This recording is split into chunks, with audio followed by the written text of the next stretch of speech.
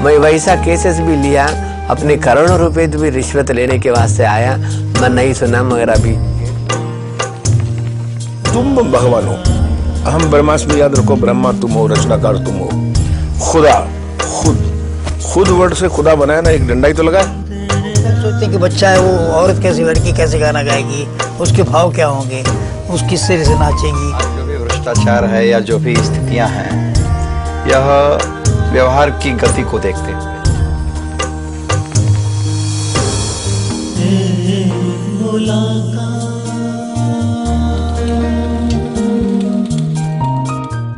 ब्रह्मा कुमारी ईश्वरीय विश्वविद्यालय के अंतर्राष्ट्रीय मुख्यालय शांतिवन में स्थित गॉडलीवुड स्टूडियो में आज हमारे साथ डॉक्टर केशवानंद सरस्वती स्वामी उपस्थित है। आपका तहे दिल से स्वागत है। आप कई उपाधियों से सम्मानित हैं। आप श्री नारदानंद सरस्वती आश्रम से जुड़े हुए हैं, जो नैमिषारण्य में उपस्थित है। आप स्वर्ण पदक धारक भी हैं। तो स्वामी जी, आप अपने नैमिषारण्य जो आश्रम है उसके बारे में आप हमारे दर्शक मित्रों को अवगत कराएं। नैमिषारण्य अनादिकालीन तीर्थ है। हाँ जी। धरती का सबसे प्राचीन तीर्थ है। भगवान मनु और शत्रुपा ने वहाँ तपस्या की है। उसके पश्चात 88,000 ऋषियों ने तपस्या की है। वहाँ ललितांबा माँ राजराजेश्वरी का विग्रह साक्षात विराजमान है। चक्र तीर्थ भी वहाँ पर है। आदि गंगा गोमती वहाँ प्रवाहित होती है नैमिषारण्य में। और नैमिषारण्य की महिमा कहाँ तक कही जाए, तीर्थवर नैमिष विख्याता, अति पुनीत साधक सिद्धि दाता, गोस्वामी तुलसीदास जी महाराज ने मंडित किया है। साथ ही साथ यह भी कि जितने भी पुराण हैं ये सब नैमिषारण्य में ही रचना हुई, व्याख्या हुई है। शास्त्र हैं ये सब की व्याख्या वहीं नैमिषारण्य में हुई है। श्री नैमिषारण्य के लिए कहा जाता है, व्युत्पत्ति है नैमिषारण्य की, स्फुटित सहस्त्राग्नि शिखा सुतीव्रम सुदर्शनम भास्कर कोटितुल्यम सह नैमिषारण्यम। भास्कर कोटितुल्यम, भास्कर अर्थात सूर्य नारायण, भुवन भास्कर के करोड़ों समान, करोड़ों भुवन भास्कर सूर्य नारायण के समान नैमिषारण्य का तेज है। जहाँ एतद्देश प्रसूतस्य सकाशादग्र जन्मनः स्वं स्वं चरितम शिक्षरेण पृथिव्याम सर्वमानवाः। पृथ्वी पर नैमिषारण्य से जो भी प्रवाहित होता है वह एक आदेश, संदेश, एक संविधान के भांति वहाँ से आरंभ होता है। क्योंकि भारतीय सनातन संस्कृति नैमिषारण्य से उद्धृत होती है, नैमिषारण्य से प्रवाहित होती है। अविरल गंगा की भांति आदि गंगा गोमती तीर्थवर, मैं पुनः दोहराऊं, तीर्थवर नैमिष विख्याता। नैमिषारण्य तीर्थों में सबसे बड़ा तीर्थ है। वर नैमिष विख्याता, अति पुनीत साधक सिद्धिदाता, अति पुनीत है साधकों को सिद्धि प्रदान करने के लिए। तीर्थों के गुरु हैं पुष्कर राज। तीर्थों में सबसे बड़ा तीर्थ नैमिषारण्य, तीर्थों के राजा प्रयागराज। तो इसलिए नैमिषारण्य की महिमा अति है और बहुत ही सुंदर नैमिषारण्य में अरण्य है। नैमिषारण्य, नैमिष अरण्य, जहाँ नैमिष तो नेमी के नाते भगवान ब्रह्मा जी से 88,000 ऋषियों ने पूछा कि प्रभु मैं कहाँ, हम सब लोग कहाँ बैठ करके आपकी तपस्या करें, भगवान की तपस्या करें। तो उन्होंने नेमी एक चक्र छोड़ा, जिस नेमी के आने से जो उन्होंने आदेश किया कि जहाँ भी ये जाकर गिरे उसके चारों तरफ आप लोग जाकर के तपस्या करें। और वह नैमिषारण्य जहाँ आज स्थित है वहीं पर चक्र कुंड है। वहाँ पर वह नेमी गिरा और उसके चारों तरफ आकर के 88,000 ऋषि हजारों हजार लाखों लाख वर्ष तक तपस्या किए। और वह नैमिषारण्य आज भी साधकों को सिद्धि प्रदान करने के लिए परम सुंदर और अति पावन भूमि है। बहुत अच्छा। तो आप इतनी अच्छी तपस्या भूमि से आप यहाँ पधारे हैं हमारे साथ, तो यह हमारा सौभाग्य है। दूसरा, हमारी संस्था जिनके फाउंडर दादा लेखराज थे, तो आप उनसे भी मिले हुए हैं। तो उनसे मिले थे जब आप, तो उस टाइम आपका अनुभव क्या रहा था? उस समय उनसे मिलने के बाद मेरी उम्र उस समय तो छोटी थी, लेकिन उस समय मेरे विचार एक सामंजस्य समानता के रूप में मिलते थे। मैं महापुरुषों से मिलता रहा। मैं काशी की इस शरीर की जन्मभूमि है, वाराणसी जिसे कहा जाता, अध्ययन वहीं हुआ मेरा, और इसके कारण मुझे जिज्ञासा होती थी संतों से, महापुरुषों से मिलने की। उसी श्रृंखला में मैं, जिनको आप प्रजापिता ब्रह्मा जी कहते हैं, जिनको आप बाबा कहते हैं, हाँ जी, वह जिनका पूर्व नाम श्री लेखराज जी, उनसे मिला मैं। बहुत ही अच्छा लगा। मुझे यह जानकारी नहीं थी कि इस मनोमस्तिष्क में एक विराट बटवृक्ष, बरगद के वृक्ष छिपा हुआ है, जिसमें एक नहीं, दो नहीं, हजार नहीं, 100 नहीं, लाखों नहीं, करोड़ों लोग आकर के छाया प्लावित होंगे, छाया प्राप्त करेंगे, और वह तृप्त होंगे, और आनंद ही नहीं, सुख ही नहीं, वह परमानंद को प्राप्त करेंगे। ये मुझे उस समय पता नहीं था। लेकिन आज जब मैं 1966 में मैंने ये देखा था, उनसे मिला था, और 2 बार मिला। एक बार वाराणसी में, एक बार कोलकाता में, जिसे आज कोलकाता कहा जाता है, उस समय कलकत्ता कहा जाता था। तो खिदिरपुर में मेरी भागवत कथा चल रही थी। उस समय में मुझे सुना, तो वो आए भी और कथा भी सुने। इसके बाद मैं उनके पास गया भी, बैठा, 2.5 घंटे मेरी चर्चा हुई है। अच्छा। और बहुत ही अच्छा लगा मुझे। और एक दिव्य महापुरुष, एक राष्ट्र के गौरव थे, अपने आप में धरती के गौरव थे, और गौरव ही क्या, परमात्मा के एक साक्षात अंश थे। ईश्वर अंश, जीव अविनाशी, चेतन अमल, सहज सुख राशि। तो वह सुख के खान थे, आनंद के, परमानंद को वह अनुभूति करके और स्वयं दूसरे को अनुभूति कराने का एक उनमें संकल्प था, एक जिज्ञासा थी, एक अभिप्सा थी कि संपूर्ण जगत को परमात्मा की झोली में डाल दें, और परमात्मा के सारे सुख जो भी परमात्मा की झोली में है, सब अपने मीठे मीठे प्यारे बच्चों को उड़ेल दें। ऐसी उनकी भावना और ऐसे उनके दिव्य संकल्प थे, जिन संकल्पों का आज मैं पूर्ण रूपेण चित्रण देख रहा हूँ। और मैं यहाँ सुखी ही नहीं, आनंद ही नहीं, पूर्ण परमानंद के साथ परमानंद की अनुभूति करते हुए मैं आनंद विह्वल हो रहा हूँ, आह्लादित हो रहा हूँ। मुझे बहुत अच्छा लग रहा है। बहुत अच्छा। आप हमारे दादी प्रकाश मणि जी से भी मिले हुए हाँ, हैं। उनसे मैं मिला था, और इसे माउंट आबू में, और उससे पहले एक बार आया था मैं 1988 में आकर के मिला था। उस समय तो यहीं नीचे ही थे, और यहाँ इसी हाल में बैठे थे, और चर्चा मेरी अकेले में हुई थी। बहुत बढ़िया, काफ़ी देर तक मेरी चर्चा माँ दादी से हुई, और उन्होंने मुझे बहुत ही आदर दिया, एक जैसे बच्चों को माँ देती है, और मैं भी उनमें मातृ भाव में देखता था, और बड़े ही प्यार करती थी मुझसे। बहुत देर तक बात की। इसके बाद चूँकि मुझे जाना था कहीं कार्यक्रम में, और उस समय जाते समय मुझे उन्होंने पश्मीने की शाल, अच्छा, और किसी ने एक लिफाफा भेंट की थी या जो भी दिया हो, उन्होंने उस लिफाफे में उस समय 1100 रुपया और वो पश्मीने की शाल उन्होंने मुझे ओढ़ाया और आशीर्वाद दिया। मैं आनंद आह्लादित हुआ पूर्ण रूप से, और अच्छा लगा मुझे।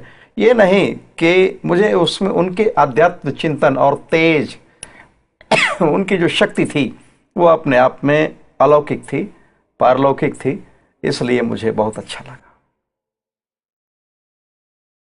दूसरी बात कि आप कई संस्थाओं में भी गए हुए हैं, कई संस्थाओं को आपने नज़दीकी से भी देखा होगा, और ब्रह्मा कुमारी संस्था जो जन जन तक परमात्मा का संदेश पहुंचाने का कार्य कर रही है, तो इन दोनों में आपको क्या अंतर लगा? संस्थाएं बहुत हैं, संस्था होनी भी चाहिए। हाँ जी, जरूर। पूरा विश्व एक संस्था है। हाँ जी। लेकिन 3 शब्द ऐसे होते हैं जो हर वाक्य को आगे बढ़ा देते हैं, एक दूसरे वाक्यों से जोड़ते हैं, किंतु, परंतु और लेकिन। तो उसमें मैं किंतु, परंतु, लेकिन कोई भी समझ लें आप, ये लगा हुआ जरूर है। राष्ट्र के, विश्व की किन्हीं भी संस्थाओं से आज जो मैं देख रहा हूँ, ब्रह्मा कुमारी ईश्वरीय विश्वविद्यालय को तमाम अन्य संस्थाओं से कहीं बेहतर और कहीं बहुत अच्छा, क्योंकि यहाँ माउंट आबू, यहाँ पांडव भवन, यहाँ पीस पार्क से लेकर के और यहाँ पर शांतिवन जैसे भूमि, यहाँ पर की वृद्धों के लिए अभी मैं शिवमणि जाकर के हो आया हूँ। अभी रामनाथ भाई मुझे दिखाए ले जाकर, रामनाथ भाई ही लेकर के आए, दिखाया, तो मुझे बहुत अच्छा लगा। जो व्यवस्था अन्य जगहों पर कहीं नहीं है। मैं राष्ट्र में भ्रमणशील हूँ, विदेशों में भी जाता हूँ, लेकिन मुझे जो यहाँ अच्छा लगा है निजता, जिसे अपनापन कहा जाए, और यहाँ एक ही के लिए नहीं है अपनापन, यहाँ समग्रता के लिए, समग्रता को व्याप्त है, समग्रता को समेटे हुए है, अपनापन को लेकर के समेटे हुए है ये भूमि, ये संस्था, इसलिए बहुत अच्छा लगता है। और यहाँ हम लोग सुख प्राप्त करते हैं। यहाँ एक लगता है कि यहाँ से पूरे विश्व को एक संदेश जा रहा है, और जाना भी चाहिए, क्योंकि वास्तव में परमात्मा एक है और उनका ये समग्र विश्व मंडल पूरा परिवार है। हम लोग एक अपने अपने हिसाब से अलग अलग संप्रदाय में रह सकते हैं, अलग अलग कमरे में रह सकते हैं, अलग अलग दीवारों की परिधि में रह सकते हैं, लेकिन दिव्यता पूर्वक जिस प्रकार परमात्मा अर्थात सूर्य नारायण एक है और 1000 घड़े हैं, 1000 घड़े में जल भर करके रख दिया जाए और संपूर्ण रूप से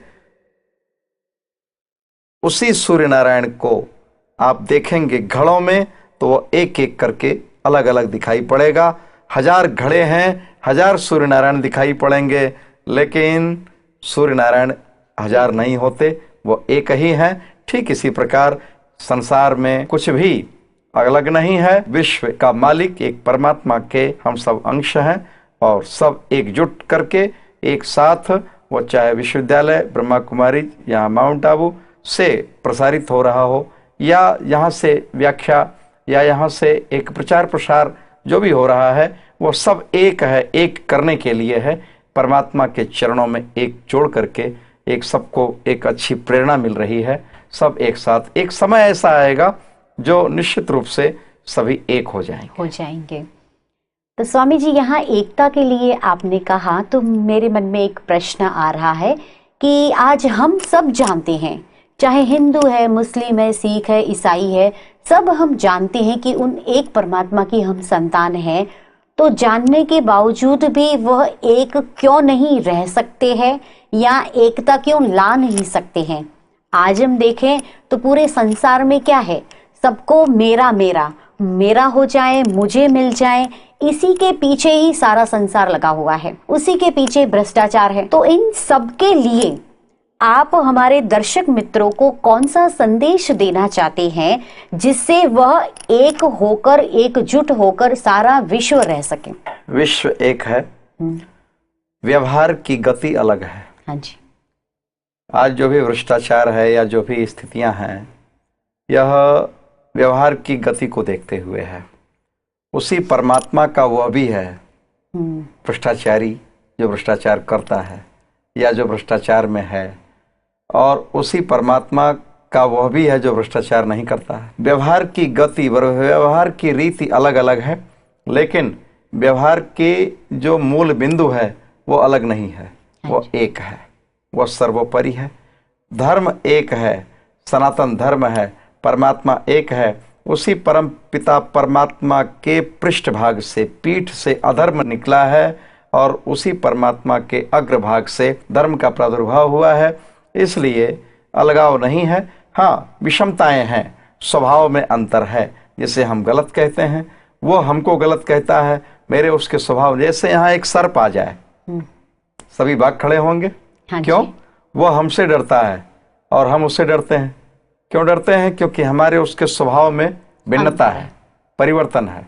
मेरा उसका स्वभाव मेल नहीं खाता, इसलिए हम उसको देखकर भागते हैं, वो हमको देखकर भागता है। एक सर्प एक ही तो है, अनेक नहीं है। उस समय यहाँ एक ही आया है, उससे हम सब भागेंगे, क्योंकि हम सबका स्वभाव एक है और उसका स्वभाव अकेला है, वो एक है, उसका स्वभाव एक से हम भाग रहे हैं, हम सब भागते हैं।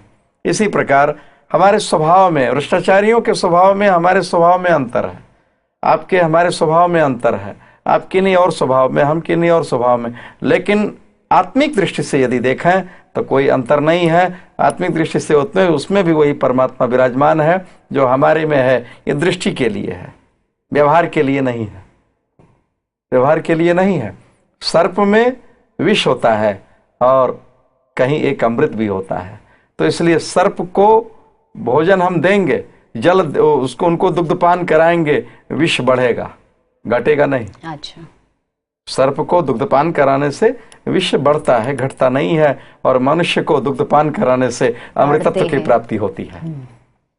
व्यवहार एक है, क्रिया एक है, वस्तु भी एक है, लेकिन उसके व्यक्तिगत स्वभाव में अंतर होने के कारण व्यवस्था और व्यवहार अलग हो जाते हैं। इसलिए व्यवहार की गति रीति को देखते हुए मैं यही कहना चाहूँगा, मैं यही संदेश यहाँ से देना चाहूँगा कि संपूर्ण जगत में परमात्मा एक है, वह ब्रह्म सच्चिदानंद एक है। और उसको सत्ता को देखते हुए जहाँ पीस, जहाँ शांति, जहाँ मन को परमात्मा में लगने का एक आश्रय मिल जाए, परमात्मा में लगने का एक साधन मिल जाए, एक व्यवहार मिल जाए, एक जगह मिल जाए, वहीं जैसे धूप में हम कहीं चल रहे हैं, रास्ते में कहीं वृक्ष नहीं है, एक वृक्ष अगर मिल गया तो वहाँ पर हम बैठ जाते हैं, शांति प्राप्त करते हैं। इसी प्रकार जहाँ वृक्ष मिल जाए, जहाँ शांति मिल जाए, वहाँ बैठ जाना चाहिए और उस परम पिता परमात्मा के चरणों का आनंद प्राप्त करके अपने आप को धन्य बना लेना चाहिए। आपने शॉर्ट में कहें तो आपने पूरा जगत घूमा हुआ है, तो पूरे जगत में से आपको क्या ऐसा लगा है कि जो दर्शक मित्रों के साथ मैं शेयर कर सकूं, मैं उनको सुना सकूं? ऐसा दर्शकों को, श्रोताओं को दोनों होते हैं, दर्शक भी हैं और श्रोता भी हैं। इनको मैं यही कहना चाहूँगा कि आज भी, आज के परिवेश को देखते हुए, आज के समय के गति को देखते हुए मैं यही कहना चाहूँगा कि ईश्वरीय विश्वविद्यालय माउंट आबू पूरे जगत में वर्तमान में सर्वश्रेष्ठ है। धन्यवाद। अच्छा, दूसरी बात यह है कि आज हम देखते हैं कि हमारे समाज का, हमारे देश का इतना, भले पढ़ाई लिखाई खूब हो रही है, सब कुछ है, धर्म भी इतना ही हो रहा है, कोई धर्म नहीं कर रहे ऐसे नहीं है, सब समझ भी रहे हैं, परंतु फिर भी कहीं ना कहीं पतन की तरफ ही जा रहा है। तो मैं ये कह रही हूँ कि आपके विचार के अनुसार जो आने वाला कल हमारा होगा वो कैसा होगा?